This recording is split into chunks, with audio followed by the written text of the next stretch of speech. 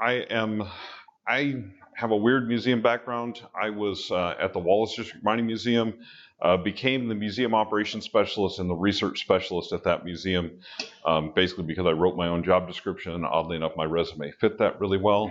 Um, but we did a lot of great things up there.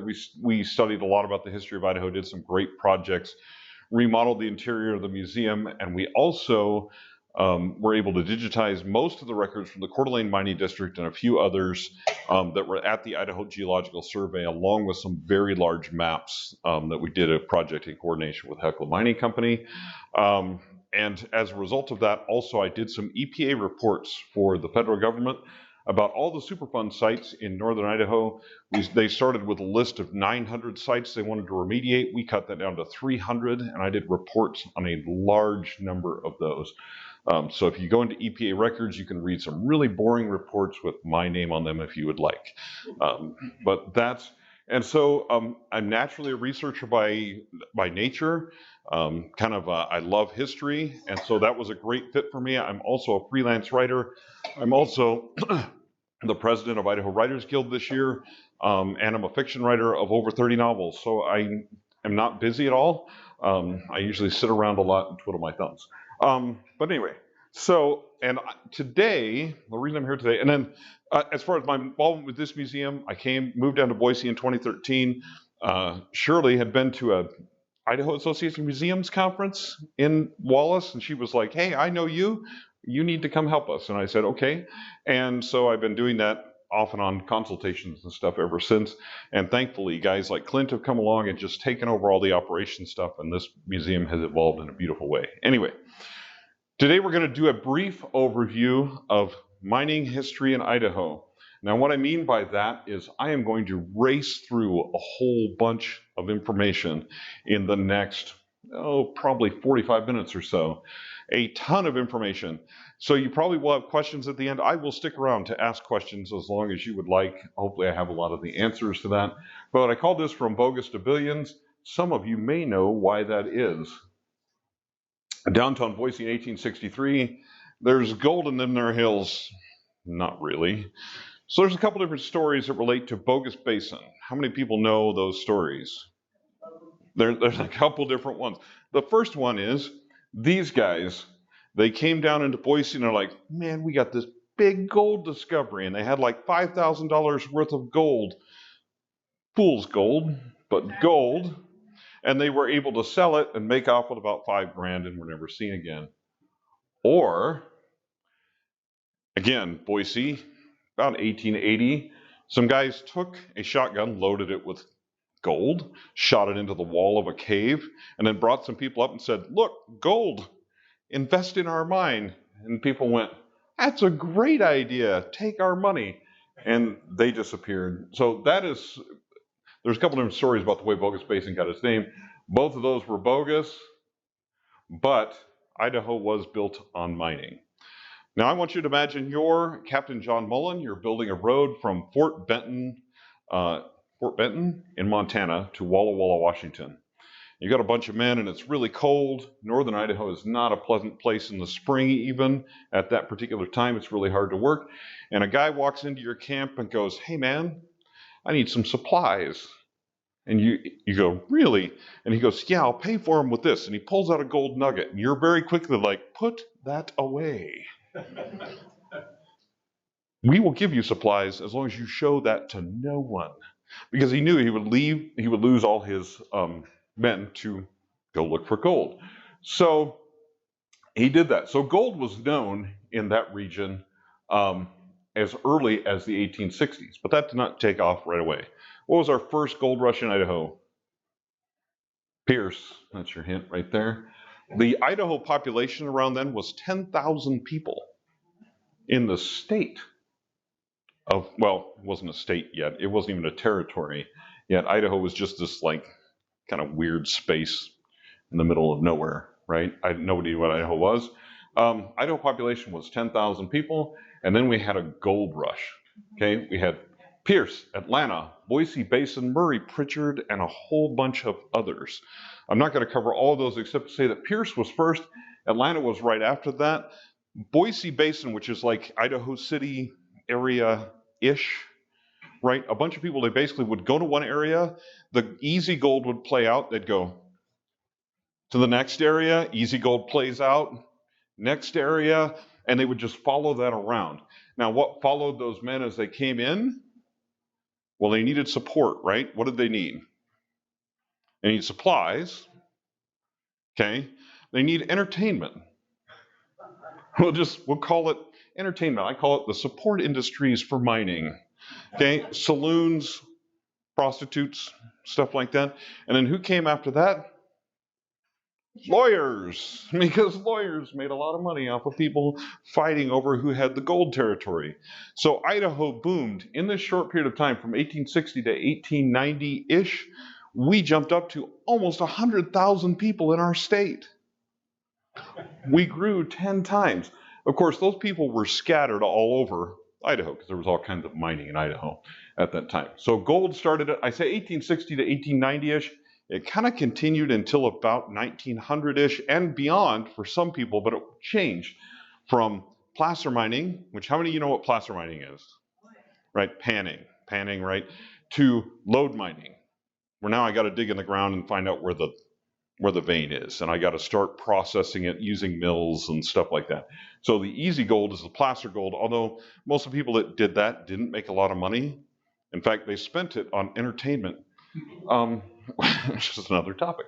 But they didn't make a lot of money, but then companies started to take over, especially in the early 1900s, because we went to lode mining. And for lode mining, I need all this equipment. I need a bunch of money to start with. And who has that? Well, railroad men, what we would call robber barons. Okay, one thing that had a big impact was the General Mining Act of 1872. Everybody know what that's about? It basically established what is a mining claim and who can claim it. What are the rules? It influences mining in Idaho and the rest of the U.S. by setting a national standard. Now, before that, there were just regional standards.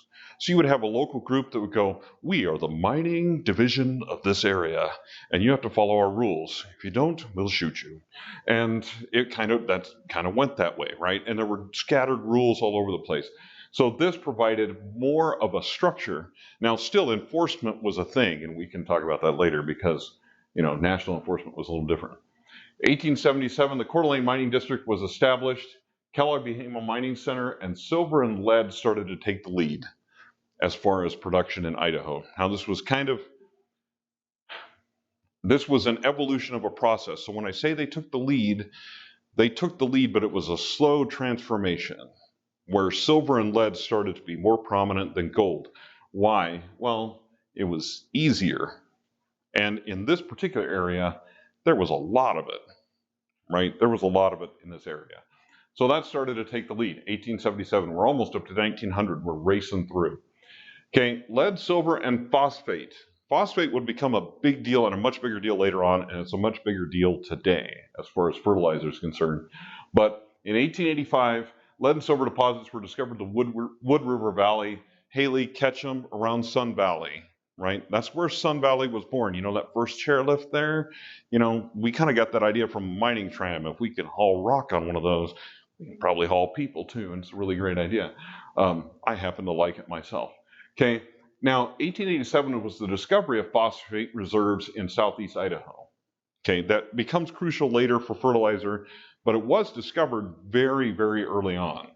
Okay, but Wood River Valley, so we've got the big boom of lead and silver in northern Idaho. We've also got it in Sun Valley, Ketchum area, and other parts of the state. Now, in 1892 and 1899, we had mining wars in Idaho.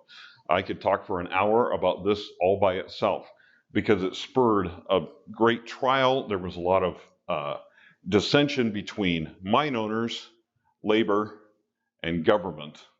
Governors were assassinated. There was a trial. William Borah rode a train on top of it between a couple different places just to prove to a jury that could be done. It was actually really cool. There were Pinkerton detectives.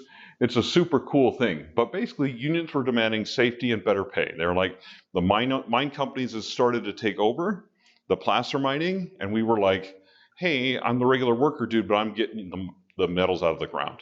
So I want money. Okay, I want money. And also, I want safety too.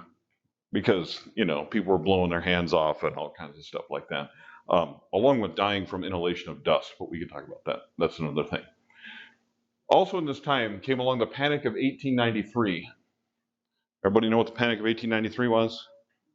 Financial crisis long before the Great Depression that spurred a recession. But what happened was the federal gold reserves dropped. And what was the standard for the dollar at the time? Gold. So when the reserve didn't have enough gold, the GDP dropped 15% in a really short amount of time, and a recession started. This was good for gold mines, though, because the federal government said, hey, we need your gold. And the gold mines were like, we're happy to deliver that at a price, which wasn't exactly great for the economy, but it was great for the gold mine companies. But it wasn't great for everyone else. So this actually had a big impact on mining. But it's interesting, the history of the relationship between mining and the federal government, which we'll see as we continue to go through the history of mining in Idaho. Okay. Now, Bunker Hill Mining Company was formed in 1899. How many of you know what the Bunker Hill Mining Company is?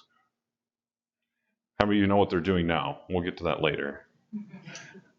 But huge mining company and one of the largest silver mining operations anywhere. Okay, and that's in Kellogg, Idaho, and that started in 1899. They drilled this Kellogg tunnel through, ended drilling it, they say, in 1902. I don't believe them, but that's what the history books say. But they started in 1899. Okay, so this silver region, this interesting silver region in northern Idaho, is becoming bigger and bigger. Now, we went from prospectors to company mining, and I mentioned this already. 1905, Hecla Mining Company is established in the Silver Valley, which is the Coeur d'Alene Mining District, northern Idaho, Kellogg, Wallace, all of that area there. And it became one of the largest silver producers in the U.S. really, really fast. Okay, and that was partly because of the Hercules mine in the Coeur d'Alene District. It started producing silver in 1906, and it eventually became one of the richest silver mines in the world ever. Okay, so we got these interesting things happening all over the state. Now, we also had this thing that disrupted things in 1910. How many of you know about the 1910 fire? This is another thing that I could talk about for about an hour on, but I won't do that. It disrupted mining in the Silver Valley and beyond. What was one of the reasons?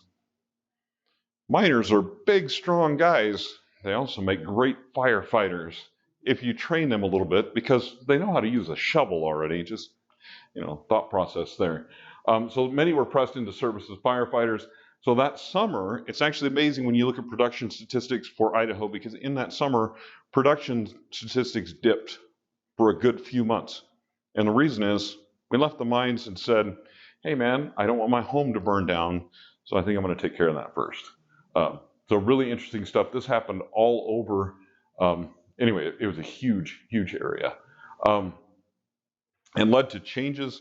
Some people say it led to improvements in fire management. I'll just say it led to changes in fire management and leave it at that, because that's a different discussion. So 1920s come along. What happens in the 1920s for mining? Oh, stability. People are celebrating. They need our metals. There was a steady demand for mining and resources, and it was a relatively peaceful time for mining and labor in Idaho. Now, just before this, there was a big trial, stuff like that, and there were some victories kind of on both sides. So we kind of had this uneasy peace, and because minerals were in fairly decent demand, mine companies said, yeah, we'll pay a little better. And mine safety was making some strides. Technology was improving slowly, but it was improving. What's interesting is as things got better at taking minerals out of the ground, they also, to a certain extent, got safer. We went from widowmakers, which is basically this thing you're up and is vibrating your entire body, and the dust is just falling down on your face while you're mining lead, which is generally not really healthy for you. Generally speaking, inhaling that much lead's not good. Getting heavy metals out of your body, well, anyway, that's a difficult time. Okay, so as technology got better, so did mine safety. So we're at a relatively peaceful time temporarily, and then what happens at the end of the 1920s? The Great Depression. Unemployment soaring. There's not as much demand for metal because people aren't buying stuff because they don't have jobs. Now, many mines closed, but I want to say that this is for more than one reason. So some of these mines had been mining since the 1880s. And what was happening? They were playing out. They're running out of resources. The vein is narrowing. There's no more, it's like we can't find the ore anymore. The vein was changed directions, whatever the case may be. So there were many mines that closed. Now, what did happen is something that's kind of typical of a depression is the smaller operations failed, and some of the mining companies who were able to remain solvent started absorbing those mining companies and became larger. Because the small operations didn't have cash to ride that out. The larger mining companies were like, we'll take that for you for pennies on the dollar. And of course, after that, things got better for them. The mining support industries suffered. So, as I was saying, the mining entertainment industries, but a lot of mining towns just died. The mining stops in that town. Why was that town there? Well, how many people think you commuted any great distance in 1929? A 45-minute commute was 8 miles. So, I mean, that was a big deal. So you lived near where you worked. So there were all kinds of towns that sprung up because this is the mine. I'm going to live here because I can walk to work, right? Not a lot of people having cars, all that kind of stuff. So some of those towns just literally died. You can find them all over Idaho. They're ghost towns. There's ghost towns now because there's nothing remaining there. Well, there's nothing to hold people there. And then, of course, the way they were built, we can talk about that in question time. Then what happens? What saved the American economy at that time? This dude named Adolf Hitler. Like, demand for metals rose. There was a shortage of manpower. So what happened to mines in World War II? So what happens to demand for metals? It starts going way up. It goes way up. But where are the miners? They're out to war. They're at war, right? So all of a sudden the mining company's like, we need to increase production. We're going to go on a hiring binge. They're like, there's nobody there, right? So what do? Well, they turn to dredging operations. Now, again, technology had advanced, and we could talk about this in great detail, to the point where we could go back to old tailings piles now and do a better job of recovering metals. And so companies like Hecla said, hey, there's a huge pile of thing here, this waste here, that has minerals inside it. And so they went and reprocessed that with dredges. They also dredged a lot of the waterways. Back in the day, where did you put garbage when things first started out? There's a creek nearby. So they went, oh, you know what? That creek's probably full of lead. So they, dredged up the creek as well, too. Okay, so dredging operations recovered a lot of metals, which is important for remediation later on when we talk about environmental remediation. But there was a shortage of manpower. But what else happened in the 1940s? The 1942, the national gold mining shutdown. So what happened in 1942? The federal government has this War Materials Board, basically. And they issue this order, L208, and it basically says, the War Production Board says, we're going to close the gold mines. Why? What do you need gold for in war? Right, at that time, gold was not an industrial metal.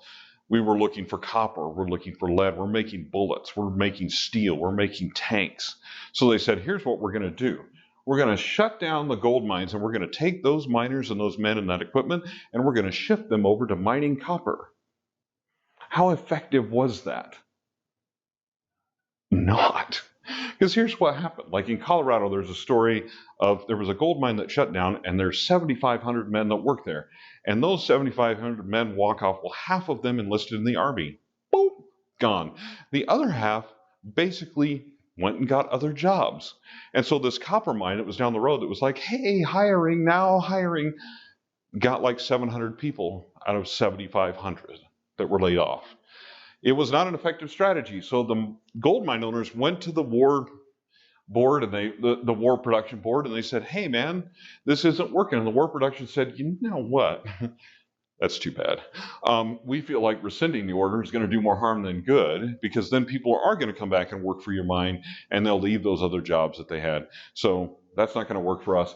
And it didn't end until June 30th, 1945, when the war was over, basically. Then they let the gold mines go back to work. So what happened that's similar to the Great Depression here with gold mines, do you think? What happened to small operators? Bye-bye.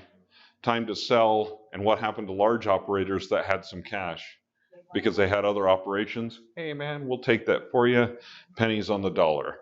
Now, that continued to be a struggle because what happened? Gold prices didn't recover for a while. Because a couple different things happened, okay? One was the new international monetary regime. 44 countries said, we're not going to tie our currency to gold anymore. We're going to tie it to the US dollar. So what happened to the demand for gold? Well, the demand for gold kind of went down, and the price of gold for domestic producers remained at 35 bucks an ounce. But when men came back from war, what did they expect in the 1950s? Mo money, mo money, mo money. So they wouldn't go back to work at those jobs for less money. They wanted more money. So the price of labor went up. The price of materials went up. Right? All of those different things. Other costs rose after the war. So most mines couldn't be profitable. So many, even of the larger operations, just shut down their gold mining for a while and said, hey, you want gold to be rare? Well, guess what's going to happen? It's going to be rare. Okay? So a lot of the smaller operators just, they didn't survive this. There was no way to survive it. Economically, there was just no way for that to work. Okay? Now, we also, following that, had the DMA, DMEA. Okay? Defense Minerals Administration, Defense Minerals Exploration Administration, and Office of Minerals Exploration. Oh my goodness, I can't say all that really that fast. Okay? So from 1950 to 1974, there were programs, the federal government basically subsidized the price of metals. So what does that mean to you as a producer? Well, even if the market's not great for these metals, I can still produce them because the federal government is stockpiling them. Now, when they did this, our stockpiles, the perceived amounts that we needed, were fulfilled by 1958. But they didn't end the program completely. And that's where this Office of Minerals Exploration came in, and they basically said, if we think these are strategic, we're going to continue to pay you to support them. So what did that happen? Even mines that costs had risen and it was expensive for them to recover metals, they could still keep operating for a while, right? Well, what happened? So, well, we'll see what happens as we go further in history. But basically, these things were government subsidies of metal mining, okay? What were considered strategic metals, which was silver has the distinction of being both an industrial metal and a precious metal. So silver, you literally were getting double a lot of the time what silver was on the market because the federal government would subsidize it for that, okay? Same copper. Copper wasn't quite as high as silver, but those type of metals were a lot more in demand. And they were subsidized by the federal government. So what did this mean to Idaho mines? Silver was considered industrial and precious metal, as I said, so prices were subsidized. Gold was considered a precious metal alone, so it was not. It was not considered an industrial metal. So gold prices, as I said earlier, they stayed low for a while until things changed over time. But copper, antimony, and other metals were also considered strategic and could be subsidized, but a lot of the mines were worked out. Many mines in Idaho over the year worked out, or extracting ore was no longer financially viable. So dredging and better mill technology allowed us to go back and pick up some of those tailings. But what happened when those tailings were gone? Well, what are we going to do with that mine now? So a lot of these mines, a lot of the smaller mines especially, closed. So at that particular time. Now, 1960s, what happened? When was the Sunshine Mine? When did they discover their first big vein? Anybody remember? 1934-ish, middle of the Great Depression. All of a sudden, this mine goes these two guys that were gardeners and farmers selling fruit at the market, all of a sudden were like rolling in a Bentley, and maybe not, but but their fortune had changed, right? They discovered a huge vein in the Sunshine Mine. So of course, as soon as World War II hits, these guys are rolling. Okay, in the 60s, all of a sudden their mine is a huge operation, and by that time the brothers that found it were out of it. Okay, so the Sunshine Mine became the largest producer of silver in the U.S., in large part because of the purity of the silver that was in that particular vein. But anyway, and it had less lead in it, more copper, things like that. Coeur d'Alene Mining District took prominence, becoming the primary producer of silver in the United States. At that particular time, and even now, the Silver Valley produces 54%. I'm going to quote that statistic wrong. It's either 45 or 54, I may be dyslexic, of the silver that comes out of the United States is mined in Idaho, in the Silver Valley. And that might be increasing, and we'll talk about that in a second. Okay, Day Mines, Hecla Mining Company, and a few other large companies became the major players kind of around the state. But environmental concerns about mining were kind of rekindled. We kind of had that peace love movement, stuff like that, love the earth type thing. And all of a sudden they're like, oh, mining, it's kind of dirty. And they weren't entirely wrong. They also weren't entirely right. But anyway, and Gulf Resources became the first non-local owner of the Bunker Hill Mine. What was happening was large companies, Gulf Resources, how many people know what they do, or did, should say, did. How many saw Gulf gas stations? Maybe I'm telling how old I am by saying I was once on the phone with Blockbuster. But anyway, that's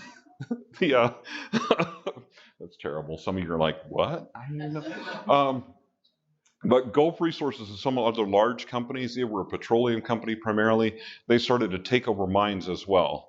They're like, we're going to diversify, right? But how much did Gulf Resources care about mines? It was still a relatively small part of their profit, and we'll see what happened as a result of that in just a second. So, but they became one of the non-local owners. Now, other old properties revived as well during this time in the 60s. Thunder Mountain, Wood River, Seven Devils saw revivals in production.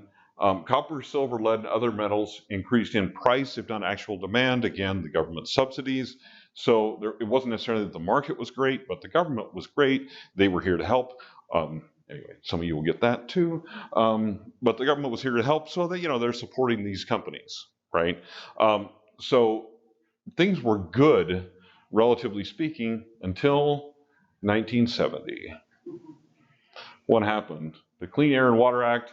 Mining practices are questioned, probably rightfully so.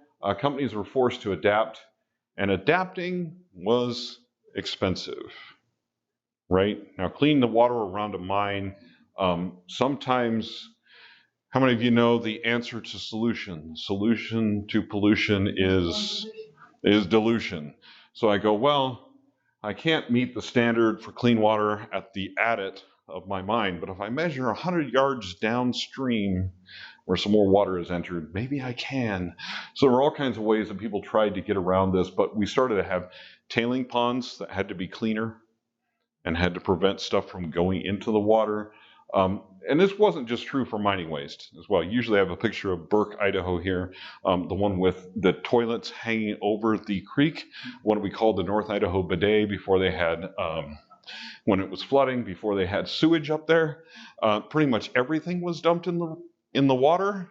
And so when the Clean Air and Water Act came about, we were like, man, there's a lot of nasty stuff in our water.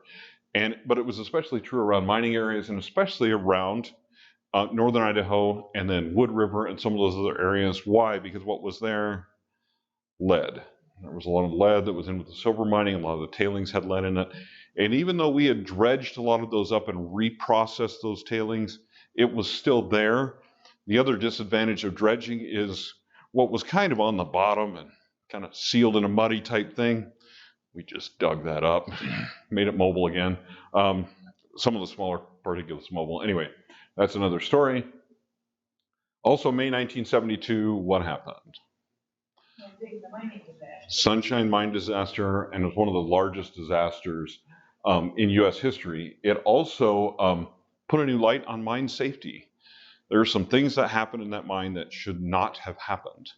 And so there were serious changes made in mine ventilation, all that stuff happening.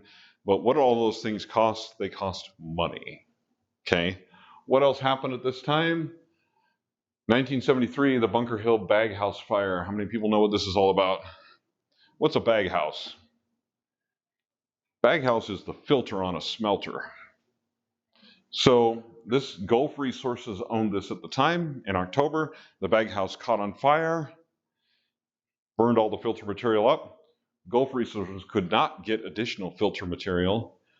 So they said, we'll just keep running the mine for another 6 months until we can get materials, because they were making money on it at the time, right?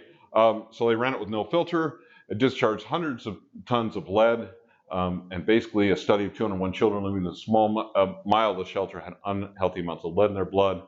Even in 1991, there were still a large number of children in that area that had unhealthy levels of lead in their blood.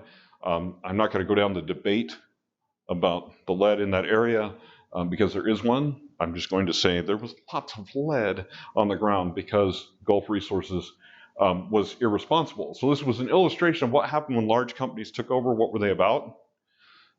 Profit. When it came to safety, safety took a back seat, including the safety of the residents around, who were also the people who worked in the mines.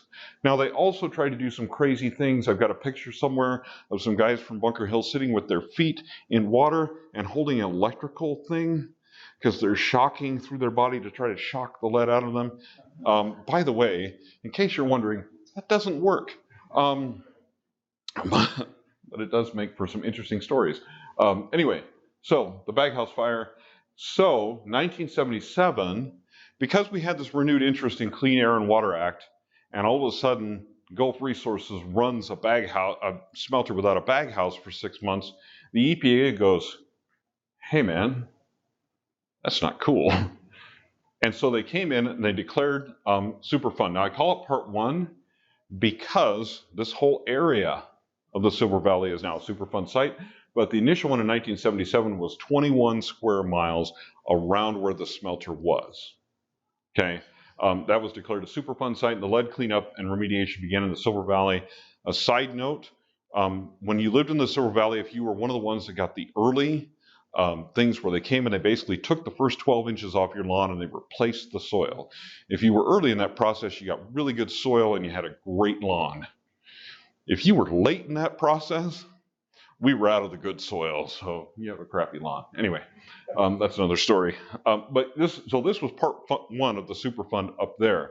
Now, this is not the only Superfund in Idaho. It's the largest one, though, and it's not the only place we're cleaning up. We also did some open pit mining in 1976. There was a large open pit operation at Lamar, good grief, which is near Owyhee. They had a bunch of production there.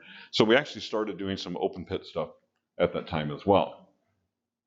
In 1980, Hecla Mining Company took over Day Mines. Now, how many of you know what this is? How many of you know at all what this is about? So Hecla Mining Company, Day Mines, was the largest landowner in the Silver Valley and actually the largest landowner in Idaho. They had a lot of land in northern Idaho and a lot of mines. Okay, and Hecla said, we want to buy those. And they said, Day Mines went, no thanks. And so Hecla said, all right. And so they went and secretly bought up a whole bunch of their stock, did a hostile takeover.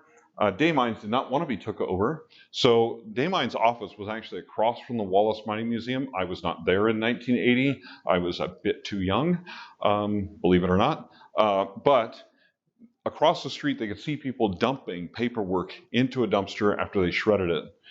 Thousands of pages of information lost because Day Mines was like, well, you got our mine, but you're not getting our records. And they just started destroying stuff until Hecla finally was able to stop them. But this was a big deal, and it's a big deal later on because when you take over a mine, what are you responsible for later on? The cleanup. Bingo. So even though Hecla did not do some of the mining in these areas, anyway, they ended up responsible for the cleanup later. We'll talk about that in a little bit. But it also upset the balance in the Silver Valley. Before, there was Hecla, Day Mines, and there's the Galena, there's Sunshine, there's Bunker Hill, there's all these different companies competing for miners and competing for equipment, stuff like that. And all of a sudden, we have one really big player who suddenly dwarfed all the others. Okay. Now, that didn't last long because mines started closing. But before we get to that, we're going to talk about the Hunt brothers. How many people know about the Hunt brothers and the impact that this had on the mining industry? Now, these guys were slick. Okay, they attempted to take over the Sunshine Mine in 1977. It took them 2 years to settle that lawsuit. In 1979, they were defeated. However, that didn't matter because in 1980, these guys had it figured out, and they had stockpiled all this silver and all this stuff, and they had a corner on the market, and there was a huge spike in prices in May of 1980. But they were caught on margin calls. Their empire fell apart, and what happened to the price of silver? Basement. Why? Well, suddenly there's a huge supply. The Hunt brothers run up their garage door and go, "Whoa, it's a lot of stuff." Not exactly how that happened, but making that last part up. But they were caught on margin calls. We basically had all this supply that these guys have been hoarding, and now that comes back into the market. Supply and demand, prices go down, right? So what happens to mines in Idaho? They go down to Wood River, Coeur d'Alene Mining District, all those things. First of all, it's getting more and more expensive. Those mines are getting deeper and deeper, and as you get deeper, it is more expensive to extract ore per ounce, right? Price of silver drops that suddenly. What happens to your profit margin? Ugh, we don't even want to talk about it, right? So these guys, even though they were slick, caught on margin call. I mean, these guys were not great. Okay, now 1981, the Bunker Hill shut down. Reopening in 2023? We'll see. Star Mine, 1982, 1991. It closed in 1982 partly due to silver prices. Came back for a while, finally closed in 1991, but when it was just not viable. Now, the Star Mine is really, really deep. And I don't even have time for this, but there's a really interesting map that shows how it connects to the Morning, the Star, Morning, and then the Lucky Friday is very close. And Lucky Friday was talking about going into the Star from underneath. And there's all these cool things that they can do. But so far, that's not happening because of the way the groundwater is. The Star floods way up high. And I've actually been in that mine. It's actually really cool. It's kind of creepy. There's some creepy parts of me in that mine. Anyway, but many others closed in the 1980s and early 1990s. Silver prices fell, metal prices fell. What happened? When was the last time that DMEA that we talked about and that Office of Mineral Exploration? What happened to that? Well, in 1974, the legislation for the DMA and the DMEA went away, right? But we still have this OME standing around for a while that's like, we'll kind of supplement your prices, but the supplements were not very good. And in 1978, Congress said, OME, bye-bye, and they were gone. Okay, so we're no longer supplementing metals. So at the exact same time, the Hunt brothers corner the market, prices fall, the government says, no more price supports, and the mines go, because they're not making any money, right?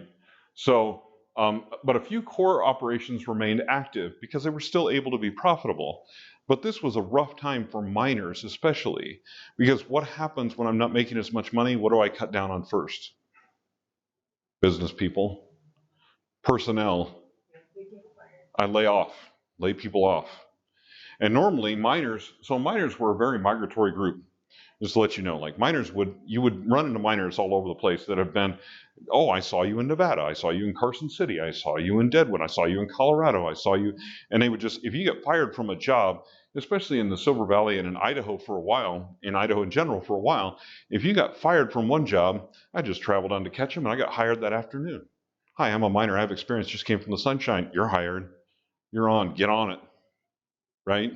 What happened in the 1980s? I quit. I hate this guy. Went to catch him and they went, yeah, we just laid 30 people off. Sorry, man. You're like, go to the next one. Oh, we just laid a bunch, right? You got nowhere to go. Okay. So things changed for miners as well. Now, low metal prices, concerns about the environment, all that kind of stuff was a big disruption to mining in the 1980s and 1990s. Now, it wasn't all bad news. We have current phosphate mines. How many people know about all the phosphate mining in Idaho? Man, this is big business. Southeast Idaho's. They apply 22% of the nation's and 4% of the world's phosphate. Okay, largest remaining phosphate deposit in the U.S. that we know of. I'm not going to qualify all those things, but anyway, 86 active phosphate leases, but there's 4 large open pit operations. So of those 86, there are 4 that we would consider significant, I guess. But the fact that there's 86 is a big deal. Now, silver, Lucky Friday. Now, Lucky Friday it's one of those properties that's been producing this whole time. Like they haven't shut down. Although they have shut down at various times for strikes, accidents, all that kind of stuff. Galena is silver and gold. Bunker Hill, maybe restart. Sunshine, restart. Silver Strand, there's some exploration going on at the Silver Strand. There's a Hercules mining prospect that is not in northern Idaho as you would think. It is elsewhere in the state. I forget the exact location. But anyway, those guys are still operating and going after silver. Now gold, Friday Mine in Elk City, Golden Chest in Murray, Stibnite, as probably many of you know about, the Kilgore project. Some of these other ones are small projects that I would say they have the interest of the Idaho Geological Survey and some other people, but how much are they actually going to, we don't know. It's very difficult. It's much easier to open a mine that's already been there than to try to create a new mine nowadays because of EPA regulations. So we will see how all of this stuff plays out. But there's a bunch of current stuff still happening. Idaho metal production, 1860 to 1980. I could have done some other more recent numbers as well, but this is just to basically give you an idea. When I say mining built Idaho, that's a big number up there. That's a big number up there. I mean, what built Boise and the North End? Mining. What built Spokane and Washington and Wallace and Kellogg and Coeur d'Alene? Mining money. All mining money.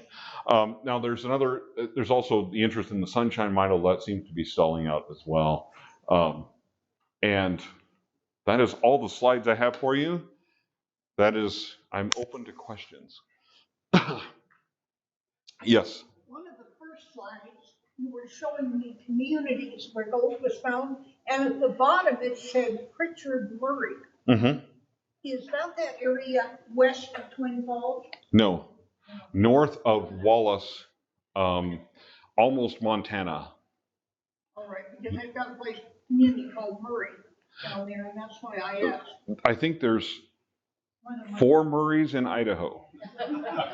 Yeah. I'm almost positive. Just like there's a Troy in every state. The Troy, Idaho one is not exciting, but you can go there if you want. Other questions? If Mr. Simplot, is he one of the 4 phosphate open pit mines? Yes. Yes. Then Simplot is heavily involved in one of those mines. Well, we just put his human green on our lawn here. Yeah. That Zamzo's program, you can thank Idaho for that.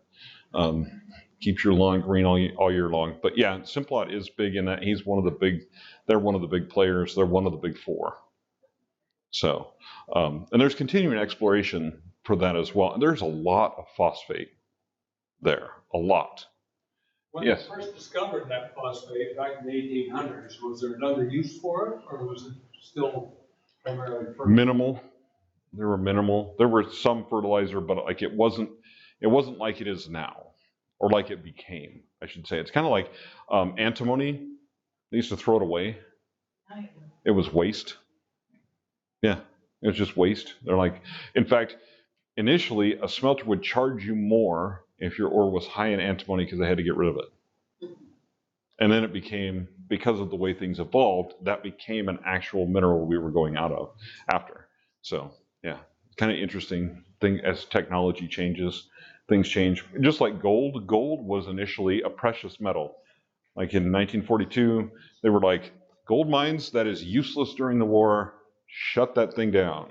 Now we would be like, well, there are industrial uses for gold. Yeah, microelectronics. And we would change that, right? There's no way we would do that same thing today.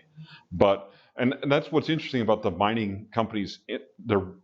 their relationship with the federal government. The federal government went from subsidizing them to heavily regulating them, to subsidizing them, to heavily regulating them, to working with them and tell them to produce more, to telling them now produce less.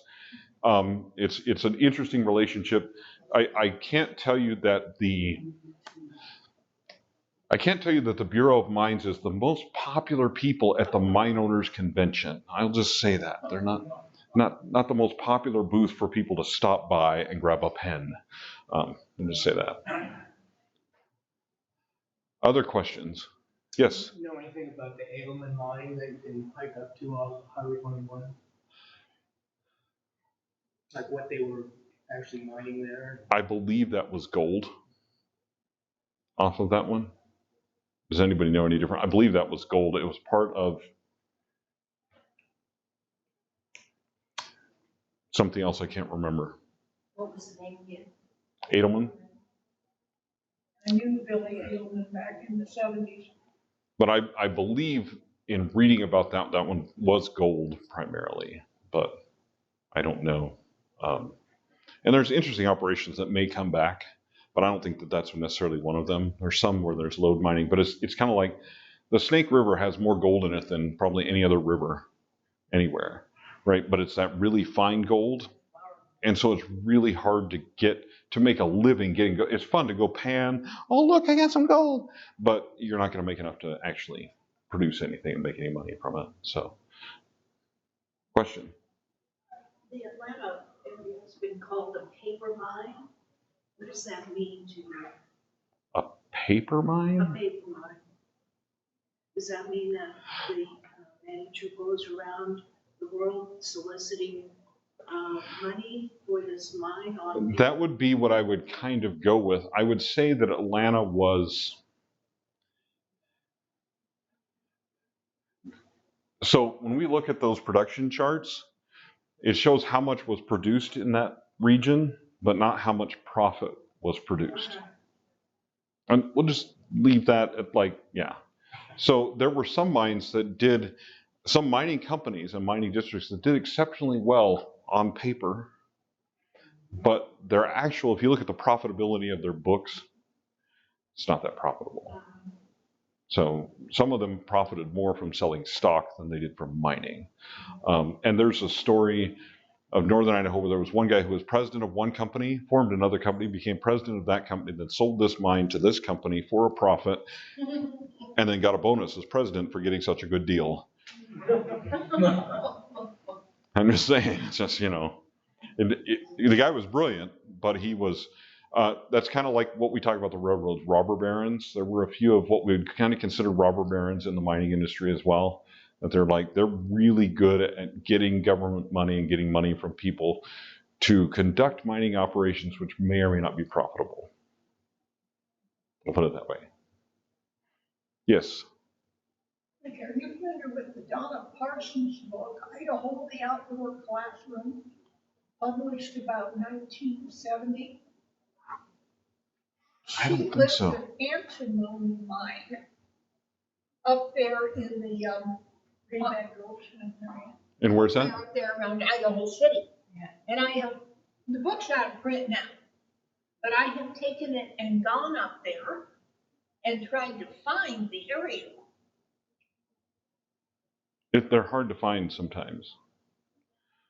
My brother-in-law talks about miners years ago when he had friends up there on the highway between Banks and Lowell. I don't know what they were doing at the moment, but what they were pulling up was some rocks, huge pieces like this of mica. The giant pieces of that muscovite? Yeah, muscovite. For vacuum tubes and for radio parts and Oh, yeah. for capacitors Hmm. and electronic parts. Yeah. It's interesting. So when I was up north, one of the things I was able to do when I did research with the EPA was go out on field trips, which was great because we had these guys from Seattle who had no idea what they were doing. One guy showed up with like 2 cans of bear spray and a holsters and looking like, and I was like, and then bells on his hiking thing. And he was like, we're going to go out to this mine. And he was terrified of bears. And I'm like, it's okay. I'm like, brown bear crap smells like pepper spray and has little bear little bells in it. It's, whatever. Anyway, I was like, take that off. Let's just go. But a lot of times it's difficult to find an old mine. If it closed in the 1930s, nature has obviously done a good job in the last 97 years of recovering, 93 years, whatever it is, of recovering. So sometimes all you'll see is you walk along and you turn this way and you'll see a hill that goes this way, and there's a flat spot, and it goes this way. That flat spot is usually something, depending on what the mine was. So I've gone up to some of them and gone, dig around for a while, 8 inches down or whatever, and you find rails from where the rail cars ran in. And then I can follow that and go, see this massive rock at the side of this hill. That's not natural. That's not from a rock slide. Then it's from an explosion and then probably caved in later on. Right, so some of those we can't get into them, but we would. So when we went out with the EPA, sometimes what we'd go out to prove is this is a hole in the ground somebody dug and sold stock in this mining company, but nothing happened here. And so I could go, let's sample the dirt around here and go, see, nothing in this dirt. I didn't eat it to prove it, but I just, would show it to them and say, here, let's go test this. And they would do field testing on it and go, okay, yeah, nothing happened here. Right, but sometimes finding those mines was really challenging, and those guys, not all of them were really great at it. They're like what I would call college-educated environmentalists who haven't been out in the environment. So we go out in the environment, I go, see that? That's not natural. The little platform there, that doesn't happen in nature. Things go flat, You don't know what archaeology is. So, yeah, they wouldn't know. They didn't know how to find what had happened there. So sometimes they would be wandering around and I'd be like, the mine is right here. And, they couldn't find it. But that's just, I grew up in Idaho. So, like, the woods were like my second home. And these guys were like, just coming from university, kind of scared guys. But yeah. Kind of a related note, how much of an impact did hydraulic mining have on just the shape of the geology around here? I've noticed like over in Bogus Basin, there's some things that don't look natural. A lot. Very tortured. A lot. There are a lot of places you can see along a lot of the rivers where basically, and the railroad did a great job of taking advantage of this because guys would come in with little giants and basically just this giant hose and go, let's just blast that rock off the side of the hill and see what's in it. And they'd be, and then they do the hydraulic mining, stuff like that. And that provided a nice little bed at the bottom of the hill where all the stuff fell for the railroad to go, hey, let's just build a railroad here. So it was kind of convenient for them. A lot of the railroads are built on mine tailings and stuff like that. But yeah, it had a huge impact. And you can see it all over the state. Like you'll anywhere where there was a lot of gold mining. You can see tailing, ripple marks from space. Yep. Oh yeah, satellite photography too is really fun. And then there's aerial photography. When I was researching for this presentation, I was like, man, I have enough information for an entire book. I have like a 10,000 word outline. But also like in 1937, the Forest Service started doing aerial flyovers, which is really convenient for us because we can see what mines looked like in 1937 by going, now searching through them, these are photos that are not labeled. I will tell you that. So you need to, in fact, I'm not going to tell that story. The room where they were in was just one of the biggest nightmares I've ever seen in my life when I went in to scan them. It was extremely frightening. There's just so much information that is being lost. But anyway, so we scanned most of the Coeur d'Alene Mining District and a bunch of the others as well. So we scanned a whole bunch of those plates. But it's really interesting because you can see where the mines were and you can see where they were doing hydraulic mining. And like the hillside is stripped away. And then you look at Google Earth Maps now and the hillside is back and there's trees on that hillside. But if you hike up there, you go, it's like this. You go, oh, usually nature doesn't make stairs. It's weird. Otherwise, climbing Mount Bora would be much easier. Anyway, but yeah, it's not, you see the unnatural staring, you see scarring. You can see where the rock is harder than in other places, so you can start to see the geology because the soft rock is just blasted away and the hard rock remains. So yeah, you can see a lot of that. And there were people so around Pritchard and Murray, there's still people. I have a story. There was a gal that walked in the Wallace Mining Museum one day it was like a big Huckleberry Festival or something like that. And she goes, I want to show you something. And I was like, Okay, and I'm at the counter. By this time, I'd been in the museum industry for a while. So when somebody said, I want to show you something, I was kind of like, I'm just going to back away just a little bit, just in case. And she pulls out a little baggie, a little Ziploc bag, and in it was a 30-gram gold nugget. She goes, I found this last week on my family's property. This lady was probably 78 years old. I would not have messed with her, though. I mean, she was carrying that around Wallace in her pocket. Somebody tried to rob her. I bet you they would have got their butt beat. But anyway, I'm a tough old lady, right? But she's just holding it. She's like, hey, this is pretty cool. They still find a lot of nuggets up around Murray. And so there's a big suspicion that there's a big lode up in this one mountain. And there's more than one company that would like to go, we'd like to take a look at that mountain. But there's no way that anybody's going to let them take the top off that mountain and look at what's inside. So there was a lot of hydraulic mining around there, but none of it was enough to, nobody's found that mother lode that's up there. Well, see, there's So- stories up there in the Spar Museum, Spar Tree Museum. There's all kinds of legends up there. Oh, yeah. I've been up and down there in geography classes over and over. Same thing. Yeah, exactly. And exactly like that guy that walked into the mining camp or the road camp with Captain Mullins, like, I got this big old nugget. And Captain Mullins like, no, get out of here. Because I'm going to have a run of workers that are going to work on a road. No, I'm going to go find me some gold. So he was like, no, get out of here. Right. But that's a part of it. I mean, that area up there is rich in gold. And some of it has been found. The Golden Chest Mine, like, they keep thinking that one of these days they're going to hit the big vein. It's still a relatively small vein, but it's enough for them to be profitable. But that's part of the problem with gold is a lot of times the veins are very narrow. Well, if you go up there, You know. if you see up there in the Spar Tree, up there, you'll see a big arrested on it. But in the little corner, if you ask for them, you ask them for the wooden chain. There's a wooden chain in there, and then ask them for the electrum. They have a little area where they have electrums on display. Ooh, It's amazing. that would be really, really cool. I went up there and got to see all of them. That is See, a lot of really, people didn't know what it was. I did, so they let me in there and let me look at it. that's really cool. But yeah, basically the issue with gold veins up there is they tend to be very narrow, and there's a lot of host rock around them. So you have to dispose of that host rock, and it's not like a lot of the silver veins. Some of them were narrow, but they're in this host rock that has a lot of lead and copper or whatever in it, right? So I can make money off the byproduct, but the gold, when I'm like, what is that around it? Gravel. Okay, well, there's some of that closer to the surface that we can probably get off, you know what I mean? So it's harder to mine profitably because of everything you have to take out around it to make a tunnel. But a guy named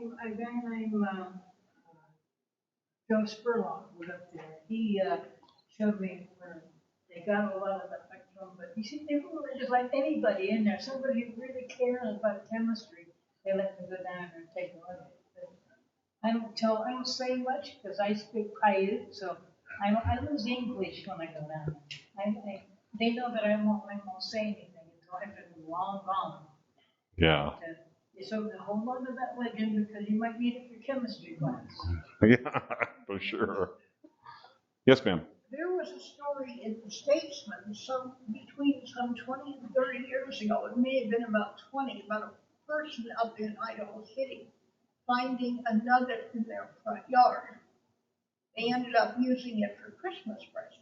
Mm-hmm. And an acquaintance of mine has a number of things he does, and one of them includes going up. There's an operation going through the tailings around rocks up there in Idaho City, and he pulled out and struck a couple of rocks that were gold bearing. Mm-hmm. He says there was a certain size Yep, that's that what tended to get knocked out, and Yep. so he'll be looking for rocks of that size. Mm-hmm. Yeah, I wouldn't doubt that at all. There's a lot of gold and a lot of minerals still in Idaho. And the reason they're reopening the Bunker Hill mine and looking at reopening the Sunshine and all this kind of stuff is as prices go up, it becomes more viable to go underground and find those. And we know that in the Sunshine, there is more ore there in the Chester vein. I was actually able to go underground there in I can't remember exactly now, 2010 maybe. when there was a company that was thinking about, it was really interesting because they were thinking about reopening that. And so we had to go through the MSHA brief, and then we went underground, right? It was really cool. And fortunately, we got to go into Lucky Friday and a couple other things too. But anyway, we went down in the sunshine just in the very first part of it and saw like some of the tunnels where they were saying, yeah, we're going to go down here and try to do this or whatever. And then we left. Well, about a week and a half, 2 weeks later, they had a really odd fire in the Sunshine Mine, exactly where the one in 1972 started. And shortly after that, that company sold their interest in the Sunshine Mine. So whether that's the ghost of miners trying to keep people out of there or what was happening, I don't know. I don't want to spread any rumors. Whoops. But yeah.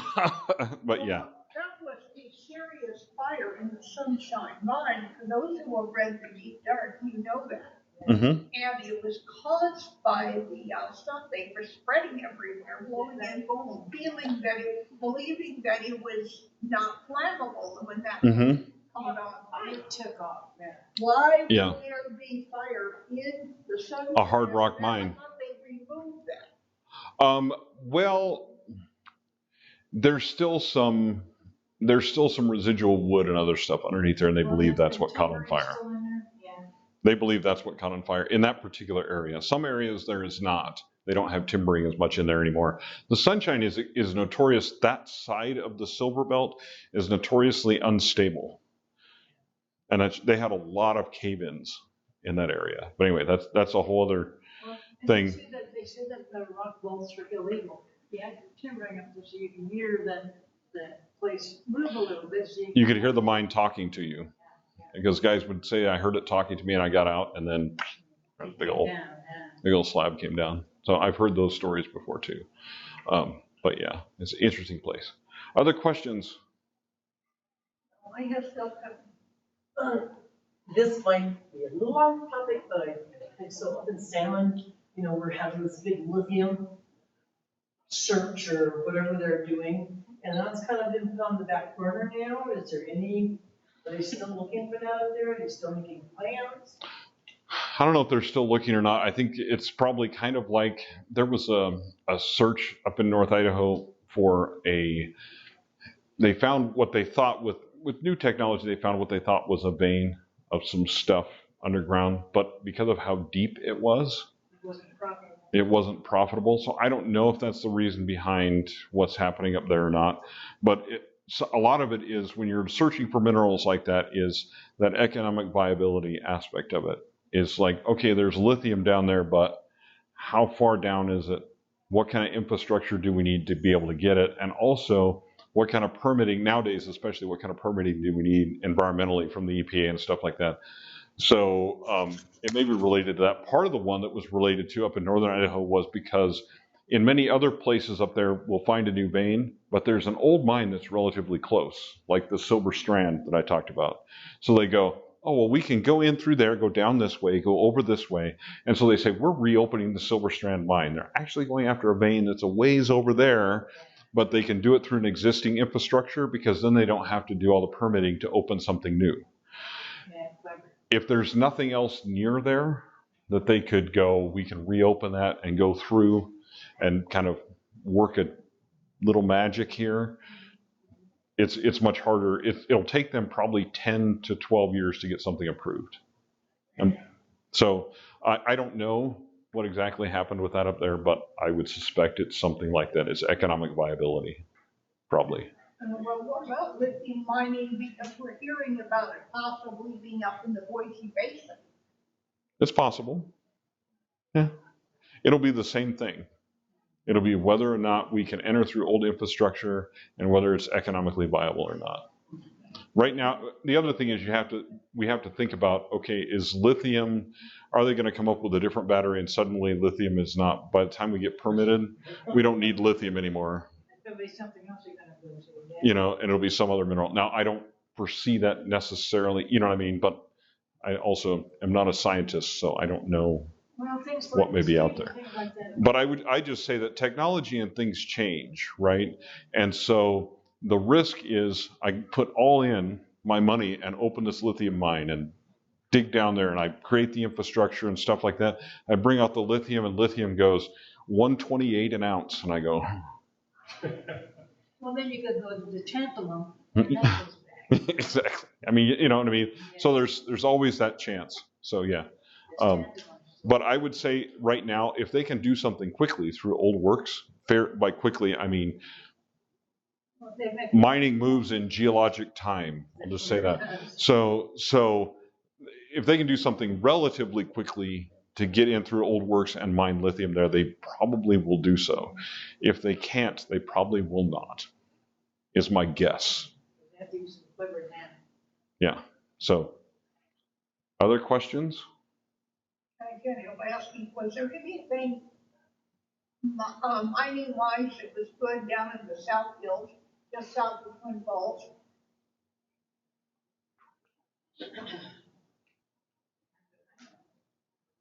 Not that I can think of off the top of my head.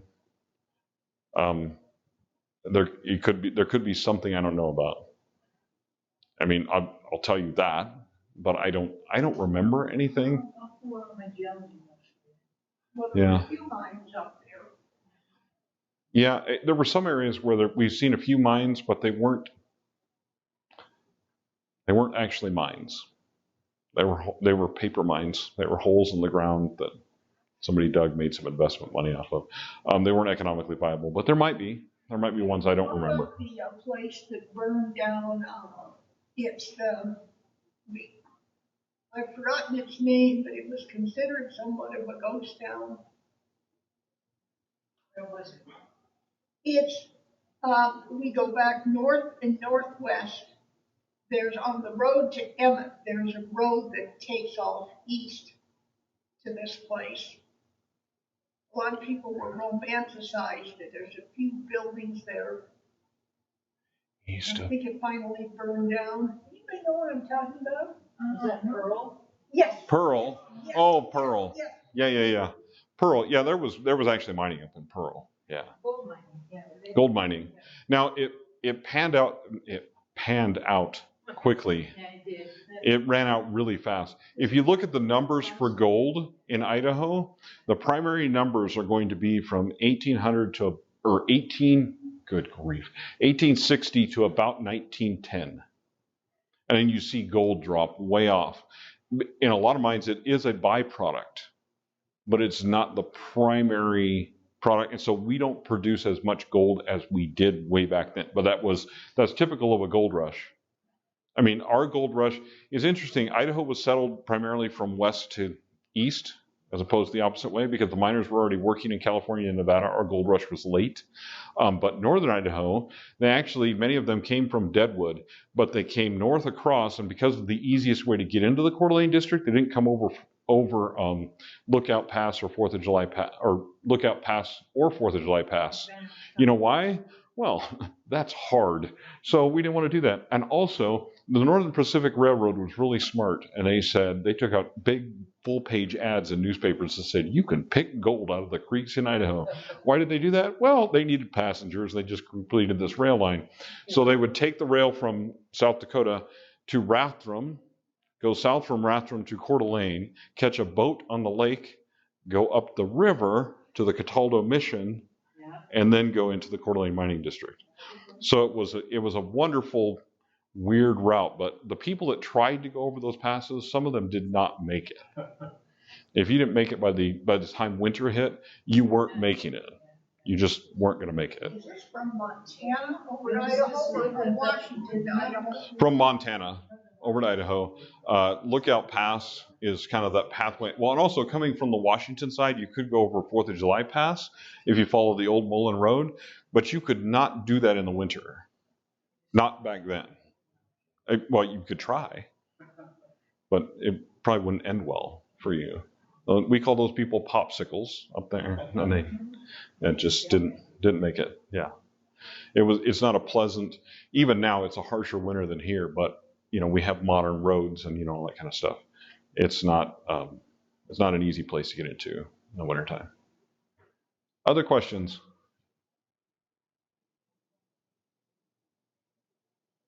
All right. Well, thank you guys for coming. Appreciate it.